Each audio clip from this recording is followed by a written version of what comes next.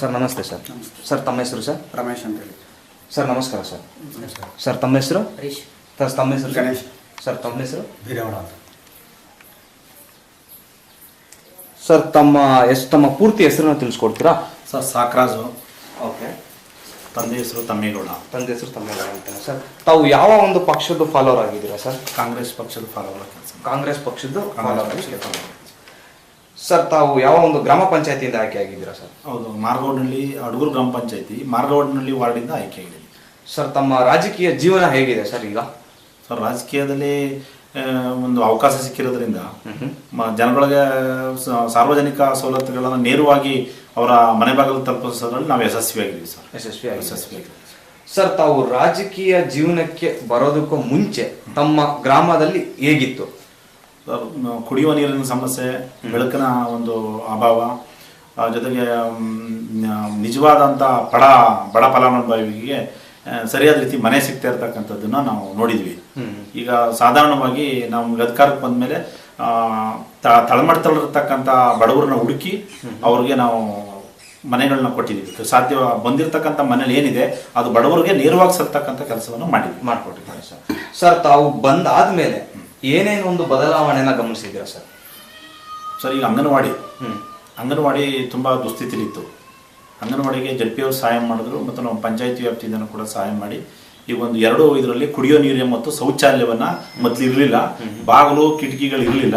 ಅದನ್ನ ನಮ್ಮ ಪಂಚಾಯತಿ ವತಿಯಿಂದ ಮತ್ತು ಜಡ್ಪಿಯವರ ಒಂದು ಅಪೇಕ್ಷೆಯ ಮೇರೆಗೆ, ರಾಜಯ್ಯನವರ ಅಪೇಕ್ಷೆಯ ಮೇರೆಗೆ 2 ನಮ್ಮೂರಿನಲ್ಲಿ ಅಂಗನವಾಡಿ ಕೇಂದ್ರಗಳಿದೆ. ಅಂಗನವಾಡಿ ಕೇಂದ್ರಗಳಲ್ಲಿ 2 ಕೂಡ ಈಗ ಕುಡಿಯೋ ನೀರು ವಿತ್ ಶೌಚಾಲಯ ಆಲ್ರೆಡಿ ರೆಡಿ ಇದೆ, ಉತ್ತಮವಾಗಿ ನಡ್ಕೊಂಡು ಹೋಗ್ತದೆ ಸರ್. ಇಷ್ಟನ್ನು ತಾವು ಅಧ್ಯಕ್ಷರು ಆಗಿದ್ರಿ ಅಂತ ಹೇಳಿದ್ರಲ್ಲ, ಆ ಒಂದು ಕಾಲಾವಧಿಲಿ ಮಾಡಿದ ಸರ್?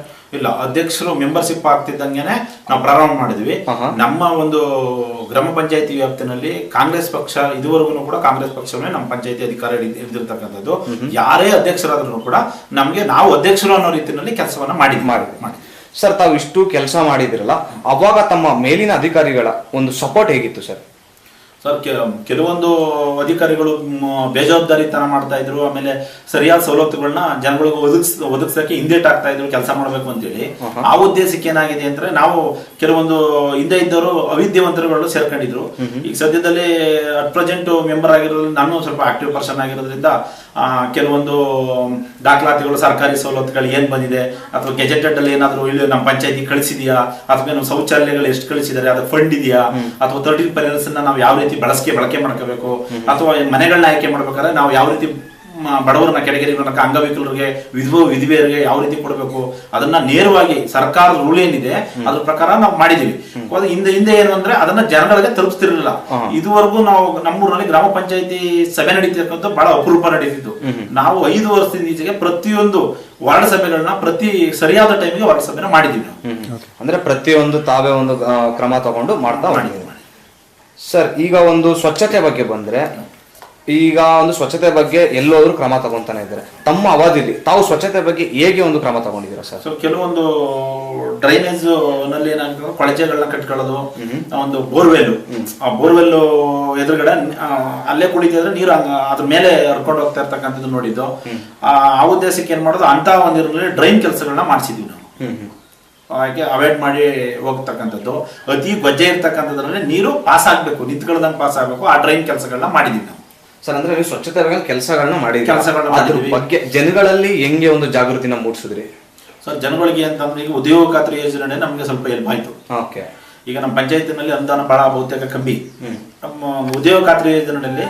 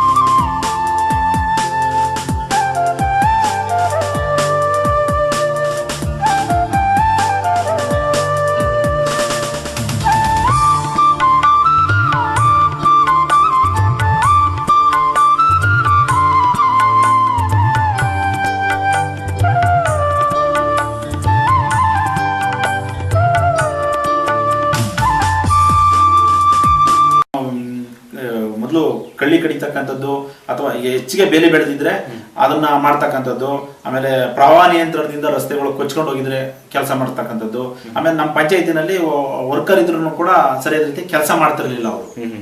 ಅವಾಗ ಒಬ್ಬ ವರ್ಕರು ಆನ್ ಟೈಮ್ ಇಂಥ ದಿನ ಮಾಡಿ ಅಂದ್ರೆ ಅಂಥ ದಿನ ಬಂದು ನಮ್ಮ ಗ್ರಾಮದಲ್ಲಿ ಕೊಳಚೆ ಕೆಲಸನ ಮಾಡತಕ್ಕಂಥದ್ದು. ಆಮೇಲೆ ನಮ್ಮದೇ ಒಂದು ನಾನೇ ಆದ ಗ್ರಾಮ ನೈರ್ಮಲ್ಯ ಸಮಿತಿ ಗ್ರಾಮದಲ್ಲೂ ಕೂಡ ಪೌಷ್ಟಿಕ ಗ್ರಾಮ ನೈರ್ಮಲ್ಯ ಸಮಿತಿಲೂ ಅಧ್ಯಕ್ಷನು ಕೂಡ ನಾನೇ ಆಗಿದ್ದೀನಿ. ಅದ್ರ ಫಂಡನ್ನ ನೇಮವಾಗಿ ಬಳಸಿ ಬೀಚಿಂಗ್ ಪೌಡರ್ನ ಹಾಕ್ತಕ್ಕಂಥದ್ದು ಈ ವ್ಯವಸ್ಥೆಗೆ ಅದನ್ನು ಉಪಯೋಗಿಸ್ಕೊಂಡಿದ್ದೀನಿ. ಅಂದ್ರೆ ಈ ಒಂದು ವ್ಯವಸ್ಥೆಗೆ ಇದು ಮಾಡಿ. ತಮ್ಮ ಒಂದು ರಾಜಕೀಯ ಜೀವನದಲ್ಲಿ ತಮ್ಮ ಫ್ಯಾಮಿಲಿ ಸಪೋರ್ಟ್ ಹೇಗಿತ್ತು ಸರ್? ಅಂದ್ರೆ ತಮ್ಮ ಫ್ಯಾಮಿಲಿಲಿ ಮೊದಲಾರ ರಾಜಕೀಯದಲ್ಲಿ ಇದ್ರ? ಇಲ್ಲ, ನಮ್ದು ಸಂಪೂರ್ಣವಾಗಿ ಬಡತನದ ಕುಟುಂಬ ನಮ್ದು. ಇರ್ತಕ್ಕಂಥದ್ರಲ್ಲಿ ಊರಿನಲ್ಲಿ ವಟಾರ ಅಂತ ಬರ್ತದೆ ನೋಡಿ, ಅದರಲ್ಲಿ ನಾವೊಂದು 4-5 ಜನ ಮಾತ್ರ ನಾವು ಕುಟುಂಬದಲ್ಲಿ ಇದ್ದೀವಿ. ನಮ್ಮ ಸರ್ವಿಸನ್ನ ನೋಡಿ ಜನ ಬೇರೆ ವರ್ಗದವರು ಜಾತ್ಯತೀತವಾಗಿ ಪಕ್ಷಾತೀತವಾಗಿ ಗ್ರಾಮ ಪಂಚಾಯತಿನಲ್ಲಿ ನಮ್ಮ ಪಂಚಾಯತಿನಲ್ಲಿ ಹೈಯೆಸ್ಟ್ ಓಟನ್ನು ಕೊಟ್ಟು ನನ್ನ ಆಯ್ಕೆ ಮಾಡಿ. ಅಂದ್ರೆ ತಮ್ಮ ವರ್ಗದಲ್ಲಿ ಯಾರು ಇಲ್ಲ ಸರ್. ತಾವು ರಾಜಕೀಯ ಜೀವನಕ್ಕೆ ಬರೋದಕ್ಕೆ ತಮ್ಗೆ ಗುರುಗಳು ಅಂತ ಯಾರು ಇದ್ರ ಸರ್? ನಮ್ಗೆ ಜನಗಳು ನಮ್ಮ ಸರ್ವಿಸ್ ಕಮ್ಮಿ ಈಗ ರಾಜಕಾರಣಕ್ಕೆ ಬಂದಿರತಕ್ಕಂಥದ್ದು ನಾವು ಒಂದು 5 ವರ್ಷದಿಂದ. ಆದ್ರೆ ನಾವು ಸರ್ವಿಸ್ ಮಾಡ್ತಿದ್ದು ತುಂಬಾ ದಿನದಿಂದ ಜನಗಳಿಗೆ ನಮ್ಮ ಕೈಲಾದ ಸರ್ವಿಸನ್ನ ಮಾಡ್ತಾ ಇದೀವಿ. ಆ ಸರ್ವಿಸಿನ ಮೇಲೆ ಇವ್ರಿಗೊಂದು ಅವಕಾಶ ಕೊಡೋಣ ಅಂತೇಳಿ ಜನರು ಬಯಸಿ ನಮ್ಗೊಂದು ತನು ಮನ ಧನ ಎಲ್ಲ ರೀತಿಯಲ್ಲೂ ಕೂಡ ನಮ್ಗೆ ಸಹಾಯ ಮಾಡಿ ನಾವು ಬಹಳ ಒಂದು ಅವರೇ ಮನವೊಲಿಸಿ ನನ್ನನ್ನು ರಾಜಕಾರಣ ತರಲಿಕ್ಕೆ ಜನತೆ ಒಂದು ಬೆಂಬಲ ನನಗೆ ಅವಶ್ಯಕತೆ. ಅದು ನಮ್ಮ ಕಾಂಗ್ರೆಸ್ ಪಕ್ಷದಲ್ಲಿ ಎಸ್ ಚನ್ನಬಸಪ್ಪನವರು ಮತ್ತು MP ಆಗಿರ್ತಕ್ಕಂಥ ex-MP ವಿಶ್ವನಾಥ್ ಅವರು, ದೊಡ್ಡಸ್ವಾಮಿಗೌಡರು ಇವರೆಲ್ಲ ಸಹಕಾರ ತಮ್ಮ ರಾಜಕೀಯ ಜೀವನದಲ್ಲಿ ಜನಗಳು ಸೇರಿಸಿ ಕೂಡ ಒಂದು ನಮ್ಮ ಗ್ರಾಮದ ಮುಖಂಡರು ತಮ್ಮಣ್ಣೇಗೌಡರು ಅಂತೇಳಿ ಅವರು ಒಂದು ದೊಡ್ಡ ವಹಿವಾಟುದಾರರು ಆದ್ರೂ ಕೂಡ ನಮ್ಗೆ ಅವಕಾಶವನ್ನ ಕೊಟ್ಟಿರ್ತಕ್ಕಂಥದ್ದು. ಮಂಜಪ್ಪನವರು, ಶಿವಣ್ಣೇಗೌಡರು, MS ಮಾದೇವ್ ಅಂತ ಹೇಳಿ ಅವರು ದಲಿತರು, MS ಸ್ವಾಮಿ ಅವರು, ರಾಜಯ್ಯನವರು, ಇನ್ನು ತುಂಬಾ MJ ಮಾದೇವೇಗೌಡರು ಇವರೆಲ್ಲ ನಮ್ಗೆ ಸಹಾಯ ಮಾಡೋದ್ರಿಂದ ನಮಗೊಂದು ಅವಕಾಶ ಸಿಕ್ಕಿದೆ ಸರ್. ಈಗಿನ ಒಂದು ರಾಜಕೀಯಕ್ಕೆ ಯುವಕರು ಸಿಕ್ಕಾಪಟ್ಟೆ ಬರ್ತಾ ಇದ್ದಾರೆ, ಅದ್ರ ಬಗ್ಗೆ ತಮ್ಮ ಒಂದು ಅನಿಸಿಕೆ ಸರ್? ಯುವಕರಿಗೆ ಏನ್ ಒಂದು ಸಂದೇಶನ ಹೇಳಕ್ ಇಷ್ಟಪಡ್ತೀರಾ ಇದ್ರ ಮುಖಾಂತರ? ಸರ್ ಏನಂತಂದ್ರೆ, ಈಗ ಹಿಂದೆ ಇದ್ದಿರ್ತಕ್ಕಂಥವ್ರು ಒಂದು 19 ಜನ ಗ್ರಾಮ ಪಂಚಾಯತಿ ಮೆಂಬರ್ಗಳಿದ್ದಾರೆ ನಮ್ಮ ಹಿಂದೆ ಬ್ಯಾಚ್ನಲ್ಲಿ. ಈಗಲೂ ಕೂಡ ಏನಂದ್ರೆ ಸೇವೆ ಮಾಡೋಂಥ ಆಸಕ್ತಿ ಇರ್ತಕ್ಕಂಥ ಸಂಖ್ಯೆ ಬಹಳ ಕಮ್ಮಿ ಇದೆ. ಯಾಕೆಂದ್ರೆ ಅವ್ರಿಗೆ ವಿದ್ಯಾರ್ಹತೆ ಸರಿಯಾಗಿಲ್ಲ. ಯಾವುದೋ ಒಂದು ರಾಜಕಾರಣ ಮಾಡ್ತೀನಿ ಅಂತೇಳಿ ಯಾವುದೋ ಚಟಕ್ಕೋಸ್ಕರ ಬಂದು ಜನಸೇವೆ ಮಾಡೋದನ್ನ ಹಿಂದೆಟ್ ಹಾಕ್ಬಾರ್ದು. ನಮ್ಮ ಕೈಲಿ ಏನಾದ್ರು ಆಗ್ತದೆ ಅನ್ನಂಗಿದ್ರೆ ನಾವು ರಾಜಕಾರಣ ಬರಬೇಕು. ಹಂಗಾಗಿದೆ. ಈಗ ಯುವಕರು ಬರೋದ್ರಿಂದ ಒಳ್ಳೇದು, ಯಾಕೆಂದ್ರೆ ಅವ್ರಿಗೆಲ್ಲ ಗೊತ್ತಿರುತ್ತೆ ಮತ್ತು ಈಗೆಲ್ಲ ಆಕ್ಟಿವ್ ಆಗಿದ್ದಾರೆ ಹುಡುಗರುಗಳು. ಬಂದ್ರೆ ಉತ್ತಮವಾಗಿ ರಾಜಕಾರಣ ಸಾಗುತ್ತೆ. ಯುವಕರು ಬರಬೇಕು ಅಂತ ಹೇಳ್ತೀವಿ ಸರ್. ಈಗಿನ ಒಂದು ರಾಜಕೀಯಕ್ಕೆ ಎಜುಕೇಶನ್ ಇಂಪಾರ್ಟೆಂಟ್ ಇದೆಯಾ ಇಲ್ವಾ ಸರ್? ಸರ್ ಇದೆ, ಎಜುಕೇಶನ್ ಇಂಪಾರ್ಟೆಂಟ್. ಯಾಕೆಂದ್ರೆ ಕೆಲವೊಂದು ಅಧಿಕಾರಿಗಳು ಹಿಂದೇಟ್ ಆಗ್ತಾ ಇರ್ತಾರೆ, ಕಾನೂನು ಕಟ್ಟಲೆ ಬಗ್ಗೆ ಗೊತ್ತಿಲ್ಲ. ಆಮೇಲೆ ನಮ್ಮ ಪಂಚಾಯತಿಗೆ ಏನ್ ಬಂದಿದೆ ಅಂತ ತಿಳಿಬೇಕು ಅಂತಂದ್ರೆ ನಾವು ಈಗ EO ಹತ್ರ ಇರ್ಬೋದು ಅಥವಾ BO ಹತ್ರ ಇರ್ಬೋದು ಅಥವಾ DDP ಹತ್ರ ಮಾತಾಡ್ಬೇಕಾದ್ರೆ ಒಂದು ಎಜುಕೇಶನ್ ಅನ್ನೋದು ಇರ್ತದೆ.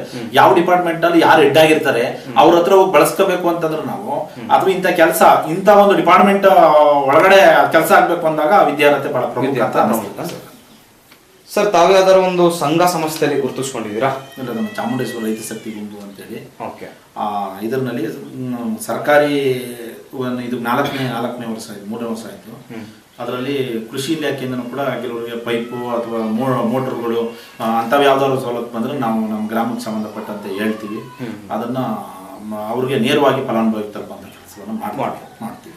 ಆಮೇಲೆ ನಮ್ಮ ಚಾಮುಂಡೇಶ್ವರ ರೈತ ಶಕ್ತಿ ಗುಂಪಿನಲ್ಲಿ ಇರ್ತಕ್ಕಂಥ ವ್ಯವಸ್ಥೆ ಏನು ಅಂದ್ರೆ, ನಮ್ಮ ಗ್ರಾಮದಲ್ಲಿ ಯಾರೇ ಒಬ್ರು ನಿಧನ ಆದ್ರೂ ಕೂಡ ಪಂಚಾಯತಿ ನಮ್ಮ ವಾರ್ಡ್ ಚಾಮುಂಡೇಶ್ವರ ರೈತ ಶಕ್ತಿ ಗುಂಪಿನಲ್ಲಿ ಸದಸ್ಯರು ಅವ್ರ ಗುಂಪಿನಲ್ಲಿ ಅವ್ರ ಮನೆಯಲ್ಲಿ ಯಾರಾದ್ರೂ ತೀರೋದ್ರೆ ಮಣ್ಣು ಮಾಡೋದಕ್ಕೋಸ್ಕರ ಪ್ರತಿಯೊಬ್ಬರಿಗೂ ಕೂಡ 1,000 ರೂಪಾಯಿ ಹಣವನ್ನು ನಾವು ಸಹಾಯ ಮಾಡ್ತಾ ಇದ್ದೀವಿ. ಆ ಥರ ಮಾಡ್ತಾ ಇದ್ದೀವಿ ಸರ್. ನಮಸ್ಕಾರ ಸರ್.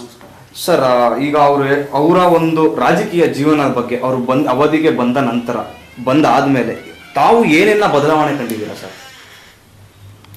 ಸರ್, ಈಗ ಹಿಂದಿನ ಗ್ರಾಮ ಪಂಚಾಯತಿ ಮೆಂಬರ್ಗಳು ಹೋಲಿಸ್ಕೊಂಡ್ರೆ ಇವ್ರು ಬಂದಮೇಲೆ ಈಗ ಕೆಲವ್ರಿಗೆ ಮನೆ ಇಲ್ಲದೆ, ಸೂರು ಇಲ್ಲದೆ, ಊರಿಂದ ಹೊರಗಡೆ ಇದ್ದು ಮನೆಯೇ ಇಲ್ಲದೆ ಊರ್ಬಿಟ್ಟು ಹೋಗಿರ್ತಕ್ಕಂಥವ್ರು, ಮತ್ತು ಕೆಲವ್ರಿಗೆ ಯಾವುದೇ ಹಾಸ್ಪಿಟ್ಲಾಗಲಿ ಮತ್ತು ಇನ್ನೊಂದು ಬೇರೆ ಈ ವೈಯಕ್ತಿಕವಾಗಿ ಸಮಸ್ಯೆಗಳು ಭೂಮಿ ವಿಚಾರದಲ್ಲಾಗಲಿ ಬೇರೆ ಗ್ರಾಮ ವಿಚಾರದಲ್ಲಾಗಲಿ ಮತ್ತು ರೋಡು ರಸ್ತೆ ಇದೆಲ್ಲ ತುಂಬ ಅನುಕೂಲ ಮಾಡಿಕೊಟ್ಟಿದ್ದಾರೆ.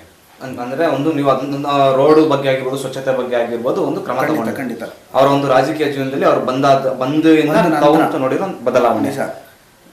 ಹೇಳ್ಬೇಕಂದ್ರೆ ಹಿಂದಿನಕ್ಕೆ ಎಲ್ರಿಗೂ ಹೋಲಿಸ್ಕೊಂಡ್ರೆ ಎಕ್ಸಾಂಪಲ್ ಫಸ್ಟ್ ನಂಬರ್ 1 ಅಂತಲೇ ಹೇಳ್ಬೋದು, ತೊಂದರೆ ಇಲ್ಲ. ಹಿಂದಿನ ರಾಜಕೀಯಕ್ಕೆಲ್ಲ ಹೋಲಿಸ್ಕೊಂಡ್ರೆ ಈ ಬಾರಿ 5 ವರ್ಷದಲ್ಲಿ ನಡೆದಿರ್ತಕ್ಕಂಥದ್ದು ಮುಂದೆ ಆಗೋರು ಮಾಡೋದು ಕಷ್ಟ, ಅಷ್ಟನ್ನ ಮಾಡ್ಯಾರೆ. ಸರ್ ಮುಂದೆ ಅವರು ನಿಮ್ಮ ಒಂದು ಮನಸ್ಸಲ್ಲಿ ಅವ್ರೇನ ಮುಂದೆ ಆದರ ಒಂದು ZP ಲೆವೆಲ್ಗೆ ಆ ಥರ ಒಂದು ಕಾಂಪೀಟ್ ಮಾಡಬೇಕು ಅಂತ ತಮ್ಮ ಮನಸ್ಸಲ್ಲಿ ಖಂಡಿತ ಖಂಡಿತ ಇದೆ. ಮುಂದೆ ಅವಕಾಶ ಸಿಕ್ಕಿದ್ರೆ TP ಅಥವಾ ZPಗೆ ಖಂಡಿತ ಕಾಂಟ್ಯಾಕ್ಟ್ ಮಾಡ್ಬೇಕಂತ ಇದೆ. ಅದರಲ್ಲಿ ತಮ್ಮ ಸಪೋರ್ಟ್ ಯಾವಾಗಲೂ ಇರುತ್ತೆ, ಖಂಡಿತ ಇರುತ್ತೆ. ಸರ್ ನಿಮ್ಮ ಮುಖಾಂತರ ಅವ್ರಿಗೆ ಯಾವ ಒಂದು ಸಿಹಿ ಮಾತನ್ನ ಹೇಳಕ್ ಇಷ್ಟಪಡ್ತೀರಾ ಸರ್? ನಮ್ಮ ಮುಖಾಂತರ ಇವಾಗ ಸಿಹಿ ಮಾತು ಅಂದ್ರೆ ಇವರು ಈ ರಾಜಕೀಯವನ್ನು ಇಷ್ಟಕ್ಕೆ ಬಿಡಬಾರ್ದು, ಮುಂದೆ ಕೈಗೊಂಡು ಮತ್ತೆ ZP ಆಗ್ಬೋದು, TP ಆಗ್ಬೋದು, ಮತ್ತೆ ಇನ್ನೂ ಮೇಲ್ಮಟ್ಟಕ್ಕೆ ಇವತ್ತು ಗ್ರಾಮ, ನಾಳೆ ಪಂಚಾಯತಿ, ಮತ್ತೆ ನಾಳೆ ತಾಲೂಕು, ಮತ್ತೆ ನಾಡಿದ್ದು ಜಿಲ್ಲಾ ಮಟ್ಟಕ್ಕೂ ಇವರು ಕೈ ಜೋಡಿಸ್ಬೇಕು ಅಂತೇಳಿ ನಾನು ಇಷ್ಟಪಡ್ತೇನೆ. Thank you sir.